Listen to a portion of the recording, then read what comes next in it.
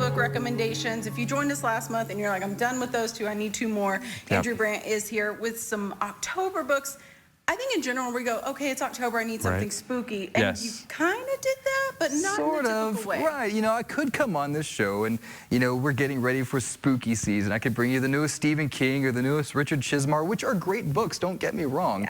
But this is Studio 4. Let's keep things lighthearted. Let's go with Halloween-themed romance. I've done this here with two books, one from Lindsay Jessianowski, who we've shown on the show before, and a new author to me, Gigi Bloom, with Romancing the Ghost. So let's talk about this first one. I think the title kind of tells us where we're going to go, but explain kind of what this book is about. So both of these authors are part of this program called Monster Mash, and it's these 6 indie romance authors who have taken a classic monster trope and created a rom-com around it. So with Lindsay Jessianowski, she's done it with a werewolf. Nice. Yes. It's set in a small West Virginia town where he has to keep his true identity hidden from his new love, and hijinks ensue. Let me tell you, it is as sweet as an apple cider donut, though. It is so much fun to read. I think, you know, I kind of read in the romance novel book world, and it's not like the themes of it really are drastically changing, but I'll tell you, I can read the same theme 20 times and still enjoy the story. So if you think like, oh, okay, well, I've had that, he goes to a small town, he's got to go, like, this book is still going to be great. I mean, there's an entire television channel called Hallmark that does that, right? Yeah, every time I watch that, I'm like, oh, this is just like every book that I read. I get it now. I get it. Let's talk about the second book that you brought with you. So this is Bewitching the Ghost by Gigi Bloom. Gigi's a USA Today best-selling author. And this one is about this witch named Willow, and she's not a very good witch. In fact, she's not very good with her powers. She may singe your eyebrows off. Oof.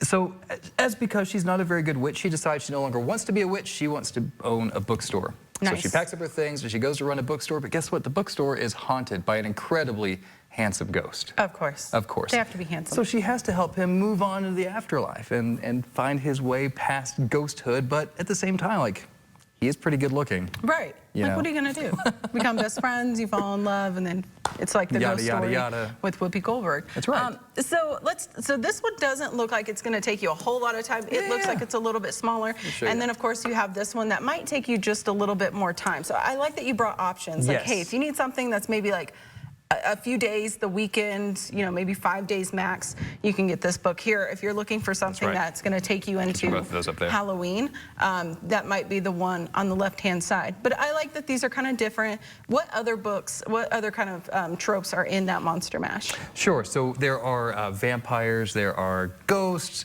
a werewolf, of course, witches, all kinds of, like I said, classic movie monsters that these 6 romance authors, who I wish we had the time to delve into all 6 of them. Absolutely. But they take each one takes a monster from the classic trope of monsters and creates a rom-com around them. Now, as you said earlier, you know, these are sweet romances, right? This is a 1 on your chili spice. These are books that you can take to your girls' night and share with your friends. Absolutely. And not feel too embarrassed doing so. Absolutely. If we are wanting to pick up one or both of these, where are these available? Obviously, you can go on Amazon, but I'm sure look at your local bookstores. Yes, so Lindsay's book is exclusively available on Amazon. Gigi's is available wherever books are sold. Okay, perfect. Andrew, thank you so much. We always appreciate when you come on here and give us some insight, give us some new inspiration to what we can read. Appreciate it.